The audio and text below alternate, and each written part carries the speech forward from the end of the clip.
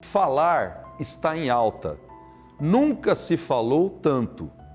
Falamos porque queremos ser ouvidos. Mas assim que alguém nos ouve, acabamos por falar mais, porque queremos mais do outro. Nossa espera traz o outro para a própria espera. E o outro não é responsável por ela. O que estamos esperando é sempre uma necessidade a ser preenchida, uma carência que se instala no processo relacional. Crescer é aceitar que a responsabilidade é nossa e que está tudo bem se aceitar, refletir e mudar. São dois ouvidos e uma boca, mas a boca quer ser duas por inveja aos ouvidos. Mas o ouvir é uma forma de falar para dentro, que nunca esteve tão em falta. E como dizia Khalil Gibran, alguns ouvem com as orelhas, outros com o estômago, outros com o bolso e alguns simplesmente não ouvem. Saber ouvir quase que é responder. Se gostares de ouvir, aprenderás. Se deres ouvido, serás sábio.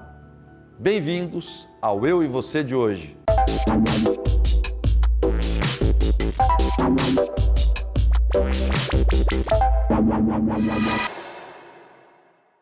Nós estamos aqui recebendo a presença honrosa do nosso querido Leandro.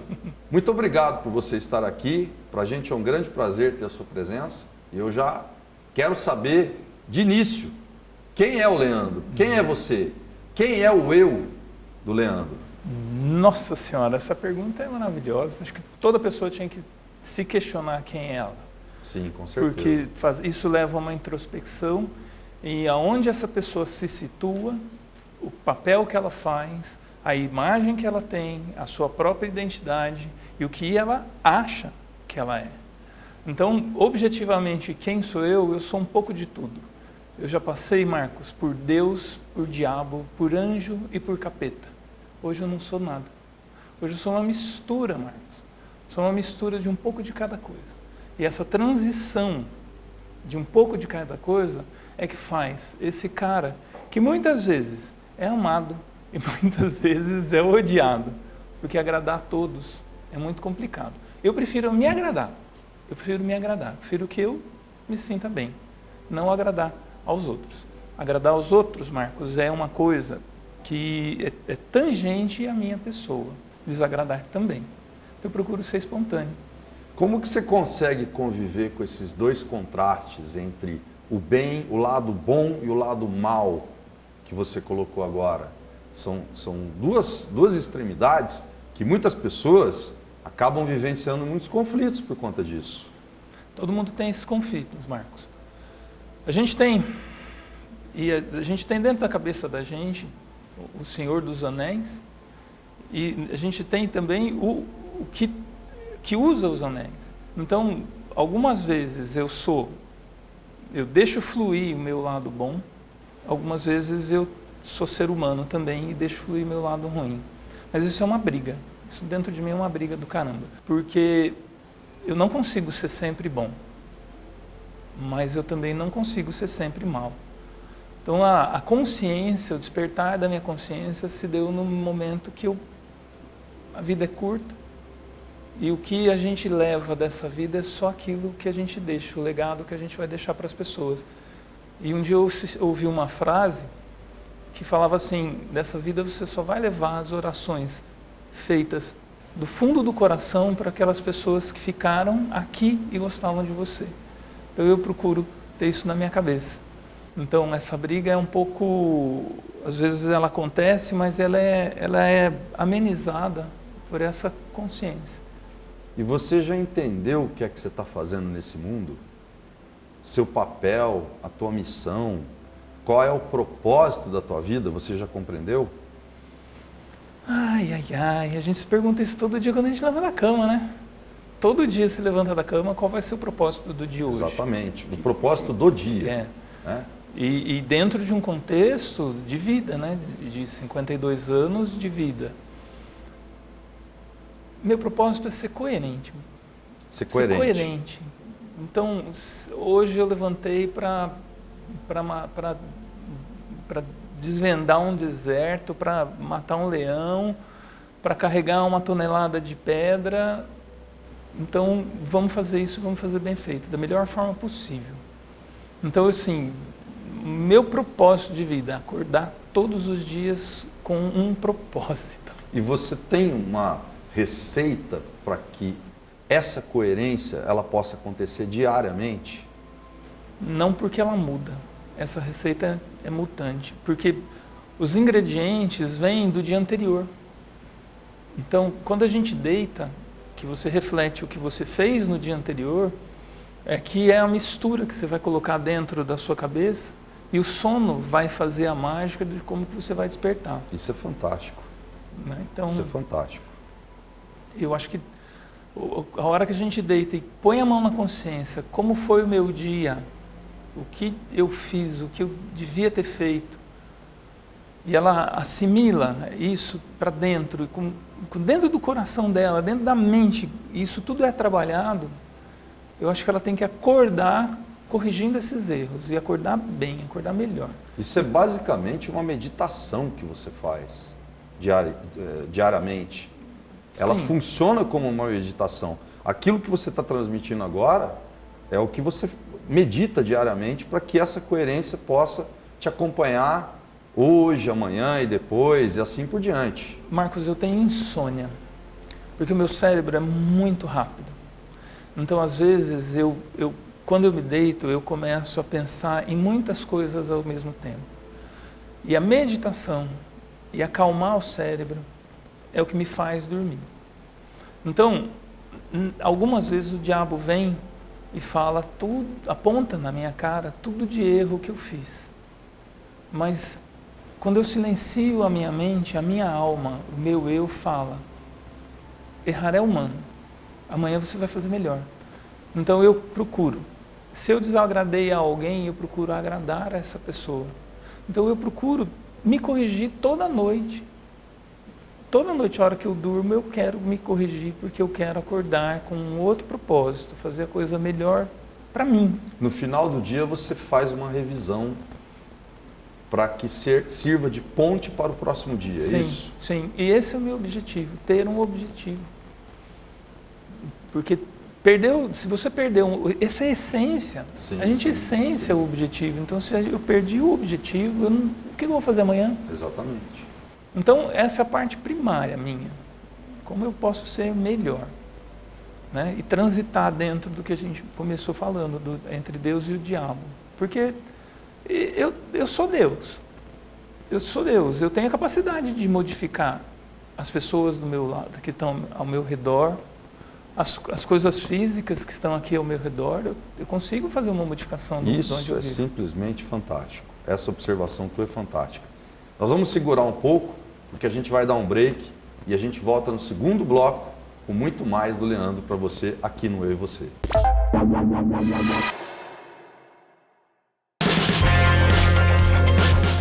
O dentista ele tem duas situações. Ele pode montar um consultório ou ele pode montar uma clínica. Ele tem a liberdade de decidir o que ele quer fazer quando ele for montar um estabelecimento para trabalhar. Tem a legislação específica para consultório e a clínica tem uma legislação específica para quando a gente for montar uma clínica, tá bom?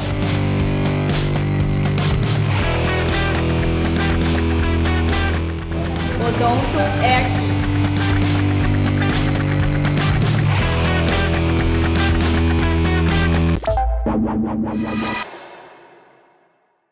Estamos de volta com Eu e Você, com um bate-papo interessantíssimo aqui com o Leandro.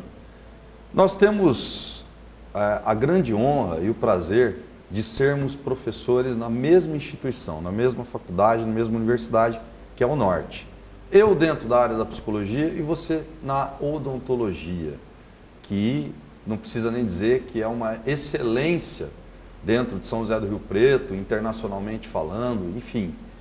O que representa para você, o que tem representado para você ser um professor, ser um agente formador de alunos de odontologia na sua vida? Marcos, isso é uma conquista que eu me programei na minha vida para ser professor. Eu acho que o meu DNA estava a passar. A gente não é nada sozinho. Então eu acho que dentro do meu DNA eu tenho isso comigo, que eu tinha que passar, eu tinha que cuidar de pessoas e passar o meu conhecimento para a pessoa. Então quando eu fui convidado para vir trabalhar na faculdade, foi uma realização para mim. Quando uma pessoa morre, ela leva embora todo o seu conhecimento. Então, quando a gente vê os grandes autores, eles já se foram. Dúvidas que surgem. Sim.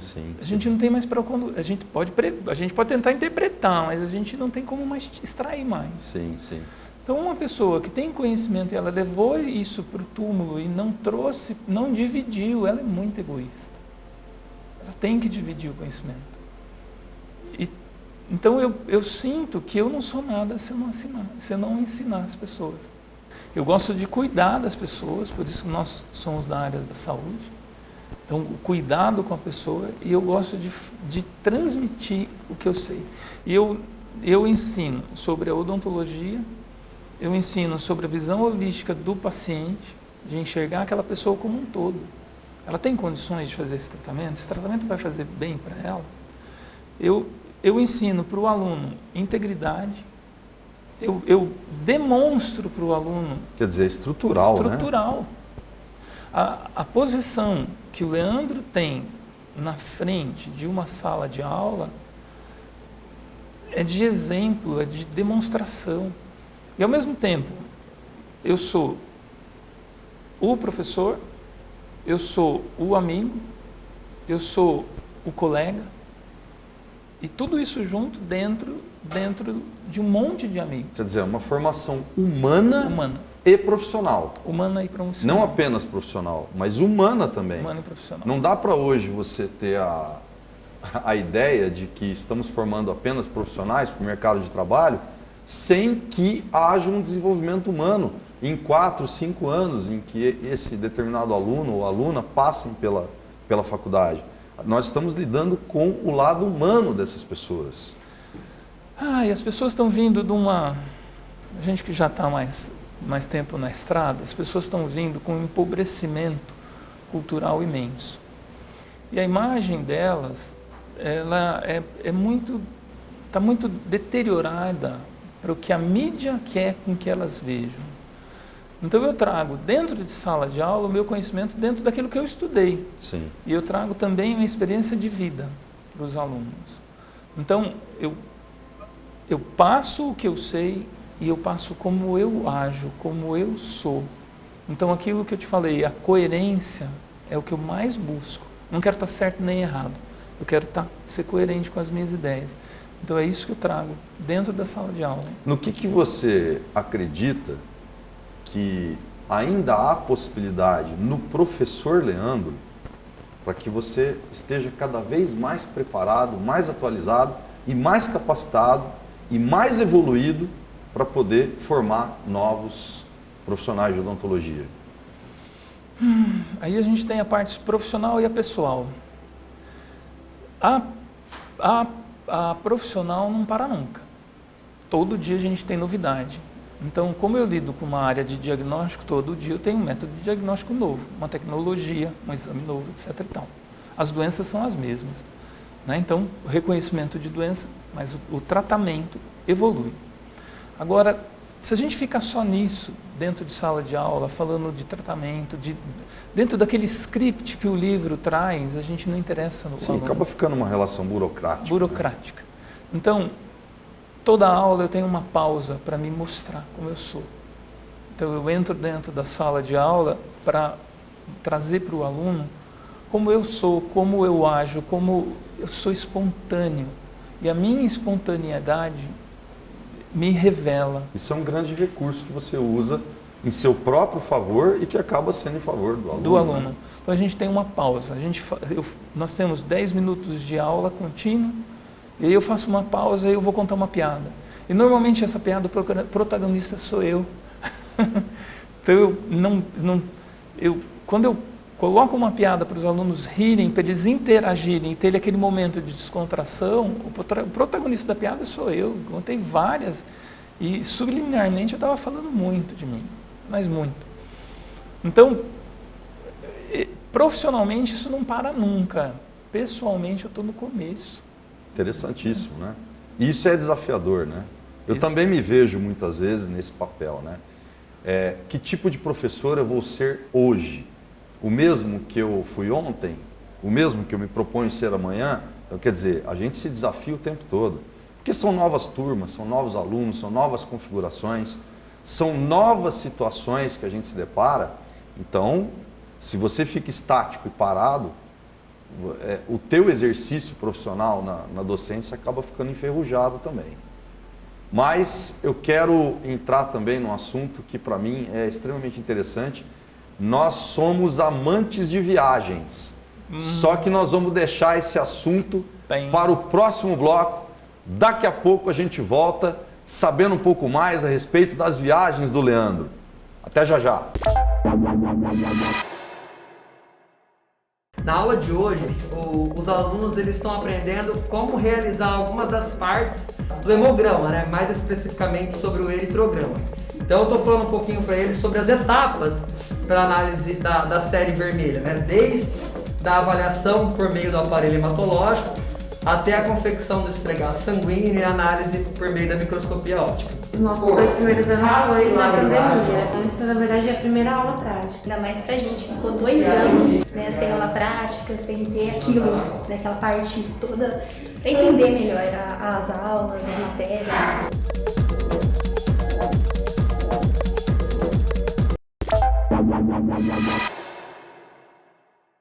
A gente está voltando agora com o Leandro, ele vai trazer para a gente um assunto que é interessantíssimo. Eu, particularmente, sou um aficionado por viagens, sejam elas nacionais, regionais, internacionais, e eu sei que você também é.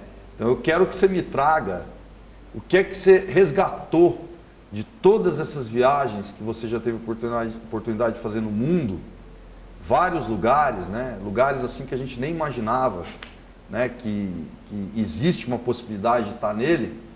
E o que marcou para você toda essa trajetória de você, do Leandro Viajante? Como é que começou a história do Leandro Viajante? Vindo de uma família materialista, onde você é aquilo que você tem e o título que você carrega, de repente eu vi dentro da família, por problemas de saúde e morte, tudo isso desfazer. Então eu tive que desconstruir uma crença Olha que familiar. Interessante isso. E eu sempre fui muito curioso,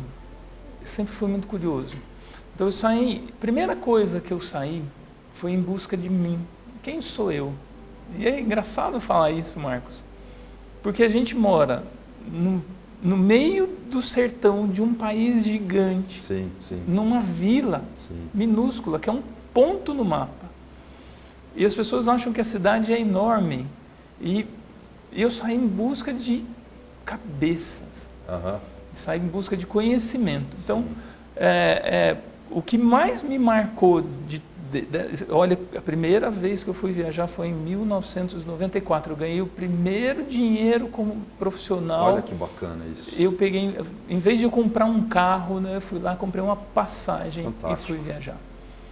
Isso fez me trouxe uma abertura na minha cabeça que eu não precisava ter e poder, precisava conhecer. E para onde você foi em 94?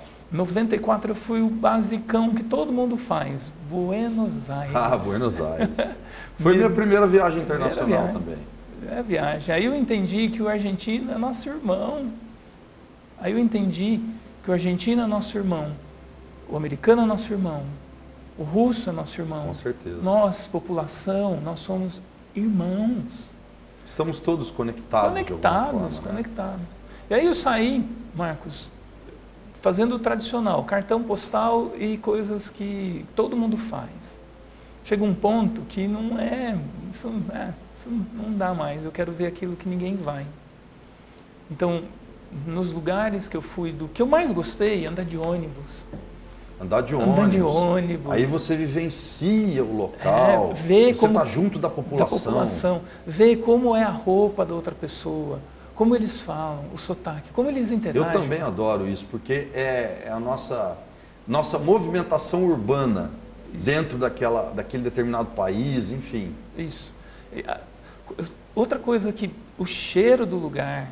Então, você caminha pelas ruas, o cheiro do lugar. Um lugar que me marcou muito, que você fala assim, oh, Deus está aqui, né? São os fiordes noruegueses. Os fiordes? Em Bergen, na Noruega. Noruega. Eu caminhei 3 horas e 40 por uma trilha e eu cheguei num lugar que era uma plataforma a quase 900 metros de altura e não tinha uma cerca, era você, e não tinha um guarda, não tinha nada, era você com você. Entre montanhas? Chama a língua do o local, em norueguês não sei, mas é a língua do gnomo. É uma plataforma em cima de uma montanha e você tem o fiord todo aos seus pés. Então ali, eu sentei naquilo ali e você fica de frente com o seu maior medo, que é a morte, que é o penhasco e a morte. Mas em compensação você está em contato com outra transcendência. Outro lugar muito bonito são os Alpes Suíços. Alpes Suíços. Ali é impressionante a cadeia de montanhas. Eu fui numa cidade que chama Meiringen, que fica de frente a uma cachoeira que é coisa de sonho. Você tem uma vila inteira ao pé de uma montanha rochosa. Você olha, você não acredita. E o vale é tão impressionante que a gente vê aquilo que ninguém vê, o ar. Você já viu o ar? Nunca tive a oportunidade de ver o ar. Como é essa visão? O ar, ele nos envolve, a gente sente, mas a gente não enxerga, porque a nossa visão é muito pequena. A gente só vê 20 metros, 30 metros. Quando você está num lugar que tem 20 quilômetros, o sol está incidindo em cima de você, o tempo está limpo, você vê que tem uma parede enorme de ar na sua frente. Você pode pensar que essa parede é a umidade, é o reflexo do ar, mas você está enxergando é o ar. São situações únicas. Únicas. E que viagem que você ainda não fez, mas que você está almejando, você tem a ambição de estar lá, você tem o desejo de estar lá, para onde você quer ir? Olha, Japão é uma coisa que eu quero conhecer. Japão é interessante demais. E o Japão eu quero andar a pé, quero andar no meio deles, eu quero sentir a comida, eu vou em lugares onde as pessoas não vão, que é periferia. Uhum. E eu tenho o maior prazer em andar na periferia e ver as pessoas e tentar conversar com essas pessoas, como elas vivem, o que elas fazem. E é engraçado como as pessoas fora de centro turístico se interessam por você e têm a mesma curiosidade que você tem. E aí a conversa flui. O inglês é basicão para todo mundo, então a conversa flui muito. Japão é um lugar que me instiga. Outro é aquele que você foi, que eu sempre te disse isso. O Oriente, os países árabes têm uma cabeça completamente, tem um fascínio diferente. Então ali, Jerusalém, né, Israel. Jerusalém, eu posso dizer para você, fazendo essa nossa troca em relação a essas experiências, um dos locais mais fascinantes, porque é um local que é como se você tivesse há 2000 anos atrás ainda. Há locais lá que estão intocáveis há todo esse tempo. E, ao mesmo tempo, Israel é um Estado moderno, é um país moderno que tem uma capacidade socioeconômica muito forte. Mas o mais interessante é quando você sai da jurisdição de Israel e você vai para o deserto da Jordânia e você vai para a Palestina, que é outra história. Isso mexe com o teu íntimo, porque você sai de uma situação muito, digamos assim, confortável e segura para algo extremamente vulnerável. Na Palestina, você não sabe se você volta, se você for. Então, isso mexe com você. de todas as maneiras. Então, espero que você possa conhecer Jerusalém. Jerusalém é uma cidade para todo mundo ter oportunidade de conhecer, porque é a origem de tudo ali. Marcos, eu quero ver o que você viu, porque até hoje eu só vi assim de longe, que é o olhar da mulher árabe, né? Sempre isso é demais. Sempre te falei, a mulher árabe ela tem uma demais. profundidade.